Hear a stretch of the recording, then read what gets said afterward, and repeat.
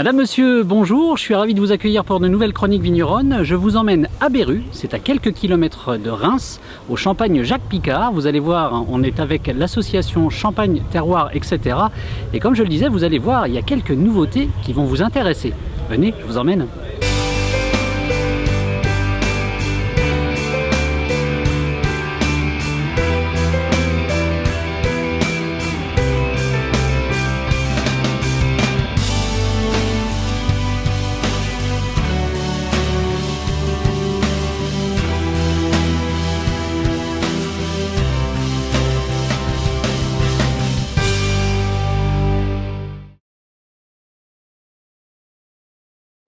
Christine, merci, je suis ravi en tout cas de t'accueillir dans ces chroniques vigneronnes. Alors, champagne, terroir, etc. Le C, ça correspond à quoi précisément cette année? Eh ben donc le C cette année, je vais pas te le dire. En fait, c'est une surprise. Bon, alors c'est une surprise. On devait la sortir là, notre nouvelle thématique au printemps des Champagnes. Malheureusement, avec le Covid et autres, le printemps des Champagnes ne s'est pas tenu. Donc, nous allons reporter non seulement le printemps des Champagnes, mais la découverte du prochain thème aussi l'année prochaine. Mais je veux te dire que c'est un thème un peu qui divise un petit peu les acteurs de la Champagne. Je trouve ça plutôt bien. Nous, tu sais, dans notre association, on est nombreux à n'avoir peur de rien. Donc cette thématique, j'espère qu'elle va trouver son public. En tout cas, nous, on a vraiment hâte de la faire découvrir parce que forcément, c'est un thème qui va vraiment bien coller au Champagne. Encore faut-il être ouvert d'esprit.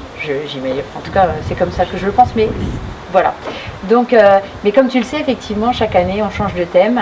Oui. Cette année, il n'y en aura pas vraiment eu quelque part, mais on a hâte de la sortir.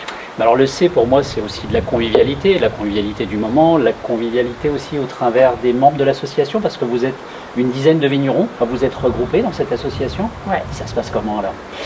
Alors, tu as mis le doigt dedans, hein, c'est que le premier thème, c'était la complicité, puisque c'est vraiment ce qui nous définissait au départ, c'est-à-dire qu'on est un groupe de copains, et pour moi, c'est très important qu'il y ait vraiment des affinités dans un groupe comme celui-ci, on est quand même que 10, et si on veut agir, faire des choses, il faut quand même qu'on ait une vision identique du métier, de nos valeurs, même si on a des terroirs différents, puis peut-être parfois des petites façons de faire différentes, ça nous permet aussi d'échanger, tu vois, au sein de ce groupe. Et le premier objectif, notamment quand on fait une réunion, c'est parce qu'on est content de se retrouver, et puis on est content de partager.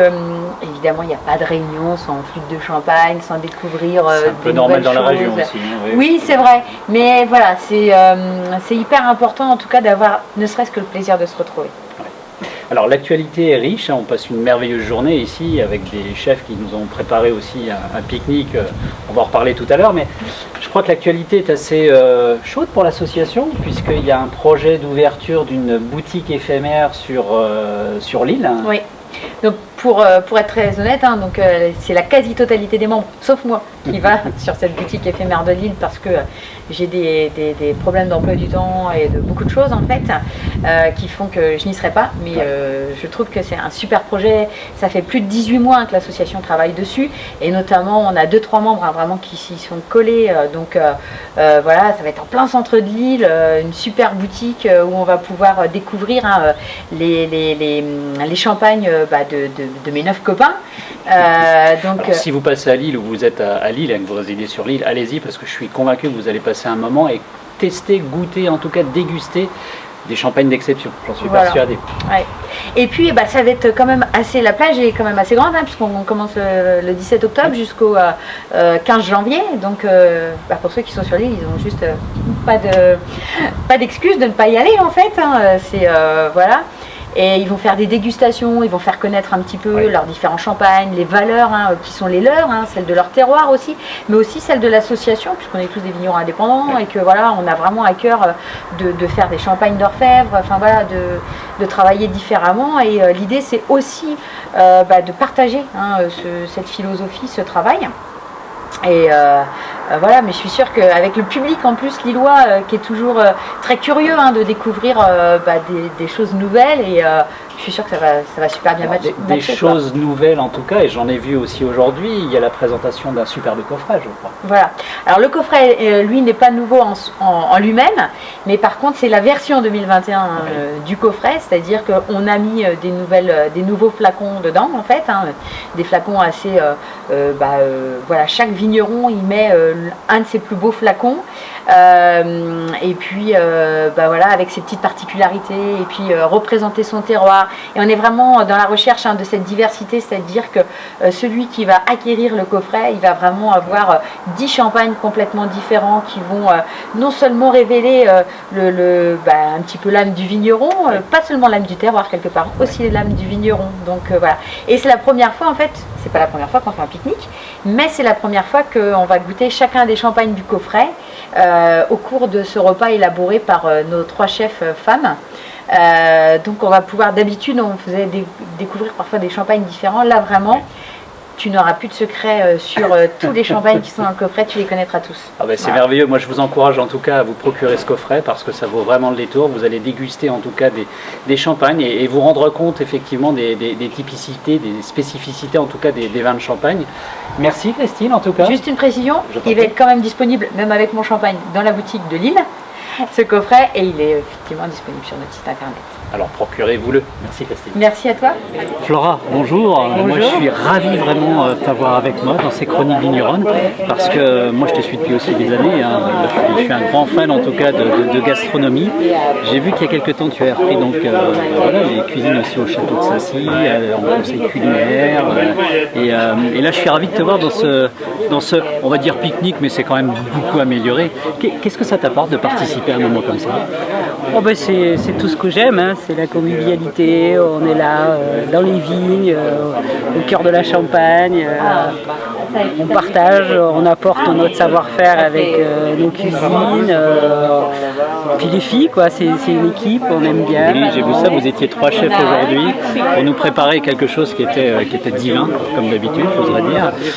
Mais qu'est-ce qui te sensibilise quand l'association met vin, je sais que moi les chefs, je suis toujours en admiration parce que vous êtes des bases de données absolument formidables, savoir associer déjà les ingrédients et savoir les associer avec des vins. Et qu'est-ce qui te motive par rapport au champagne? Comment tu réfléchis à une association de mets par rapport au champagne? Alors le champagne, il faut très peu le travailler, c'est un peu comme tous ces mets nobles, comme la truffe, comme les cèpes, comme quelque chose de, voilà, comme le caviar, comme le foie gras, on le mange. Donc il faut, là je l'ai choisi de le travailler en beurre blanc champenois.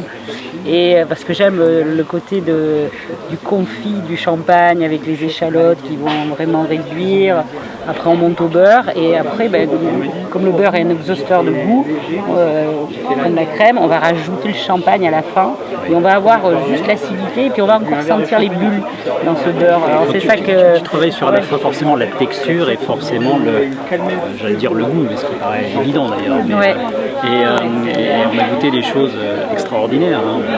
Poulpe, effectivement. Après, voilà, moi je suis toujours épaté.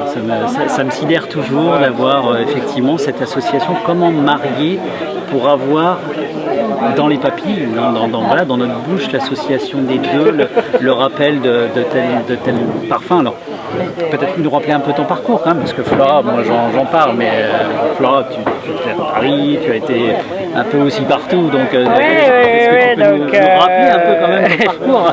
Ouais, je suis née à Nîmes, j'ai vécu à Avignon, j'ai grandi dans le sud, et puis après j'ai voyagé beaucoup à New York, Londres, Paris, chez les plus grands, toujours en cuisine gastronomique, et puis après j'ai ouvert mon premier restaurant en 1996, et puis j'en ai 3 depuis.